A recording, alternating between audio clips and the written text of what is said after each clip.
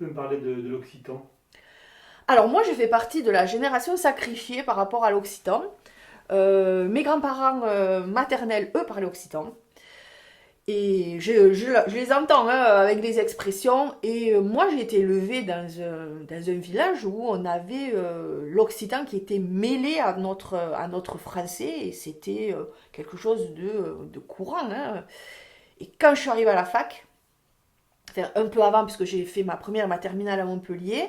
Je suis partie de Pézenas, je suis allée à Montpellier par rapport au conservatoire parce que j'arrivais plus à. J'avais trop de transport. Les gens ils parlaient pas comme à Metz. Et je me suis rendu compte que ça faisait mes super ploucs de dire ça pègue, je me suis escanée, je fais une bougne, ou on est tout esquiché, voilà. Et qu'on me regardait avec des yeux, je dis mais. Donc tous ces mots-là, je les ai gommés de mon vocabulaire. Et c'est vrai que c'est quelque chose aussi qui s'est passé dans le village, hein, les anciens disparaissant et ne parlant plus, il n'y a plus cette transmission. Donc tous ces mots se sont gommés dans mon vocabulaire et puis aussi dans Metz. Hein, Metz a grossi, il y a des nouveaux qui sont arrivés, pas avec cette culture-là de l'occitan. Et ça me gênait de perdre ça. Donc bon, là j'ai pas le courage, j'ai pas le temps d'apprendre l'occitan. Mais on avait la chance à Metz d'avoir une calandrette, donc j'ai scolarisé mon fils en calandrette. On aurait été à Montpellier, peut-être que je l'aurais mis dans une école bilingue anglais en disant voilà, c'est une chance pour toi, tu seras bilingue, tu n'auras pas d'accent. L'anglais c'est la langue internationale.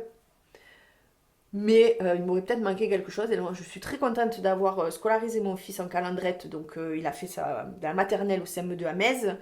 On a fait l'effort de le mettre au collège occitan à Montpellier. Donc, il est scolarisé à Léon-Corde. Et il a cette chance aussi. Alors, ça fait 25 ans que les occitanistes essayent de créer un lycée. Donc, il y a un lycée calandrette qui a été créé au sein du collège Léon-Corde. Je suis contente que mon fils soit en calandrette parce c'est un système quand même éducatif qui est peu traditionnel. Hein. On sort des schémas d'éducation nationale et on n'est pas dans le. Moi, j'ai été éduquée dans la compétition. Il fallait être premier de sa classe, il fallait avoir le bac avec mention, il fallait. Voilà, c'était la compétition et si on pouvait écraser celui en dessous, réussir même au mépris des autres.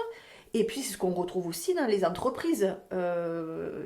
La réussite pour grimper l'échelle, être le premier, le numéro un de sa boîte, des fois ça s'est fait pour certains au mépris de certaines valeurs et d'écraser les autres sans aucune honte. Alors moi, réussir, oui, mais pas à ce prix-là.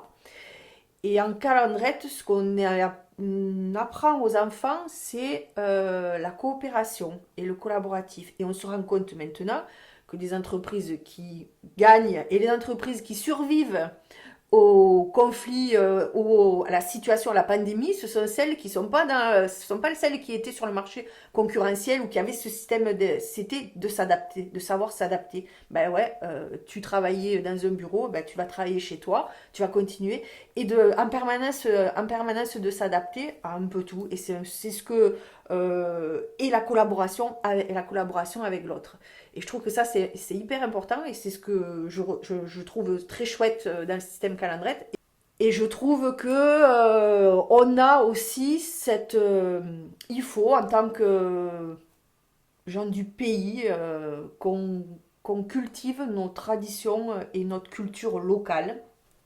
C'est pas par passéisme, par euh, réactionnisme. On est pas du tout. L'Occident est moderne. Moi, je le vois d'une façon dépoussiérée.